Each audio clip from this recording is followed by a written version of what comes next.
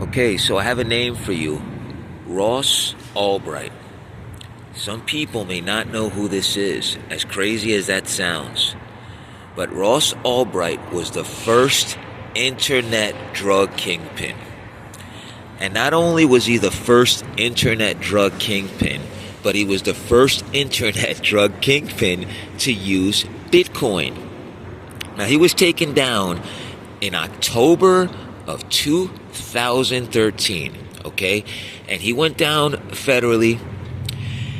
And look, the government, straight up, if there was ever a case of making an example of someone, this is it. Young guy, he was reaping millions in transaction fees. The website was called Silk Road, and you could get, basically, it was also, coincidentally, the Oxycontin error. So a lot of people were peddling Oxycontin there. You would pay in Bitcoin, and then you would get this stuff mailed to your address. That's how the feds got onto him. The postal inspectors were seizing all of these small amounts of drugs being mailed, and that they knew that was strange.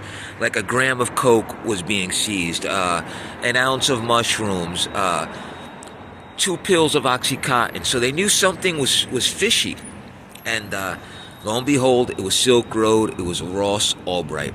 So, why am I bringing Ross Albright up? Okay, so he got sentenced to life. And again, as an example to people, the U.S. government, and they didn't want people to be creating thousands and tens of thousands of these websites where you could buy whatever you wanted, pay in Bitcoin, because, this worked. It was the eBay of illegal drugs.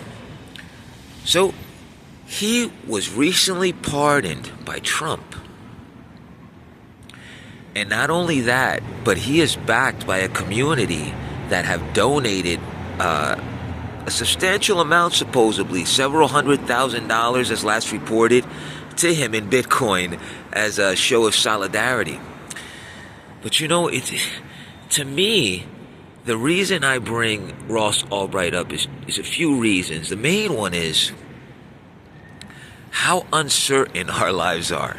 I don't think Ross Albright grew up saying, one day I want to be the biggest kingpin on the internet and be able to do, have people do whatever they want and make money and have this freedom. I think there was some kind of ideology about that, people being able to do what they want as long as they don't harm anyone. I guess that's what, even now, that his supporters really believe and think. But he was pardoned by Trump, and he's on his feet now. He's free. And, pardon means that's it, you can move on with your life. And again, I make this video just to say, how funny the world is. If for some reason Trump had a good Democratic opponent in this election, and someone that was not Kamala Harris, someone that was not Biden, someone else, and Trump would have never won, let's say in a parallel universe, in another world, and there was a Democratic president, Ross Albright would still be serving that life sentence. And he did 11 years off of a life sentence for being one of the world's first internet drug kingpins utilizing Bitcoin. And he's now free, and he has people that support him. He has family, he has friends, he has a community, he has some money now. And I'm sure he's going to, write a book, and there's probably going to be a movie. Ross Albright. Look him up. A lot of people don't know who he is. All right? Take care.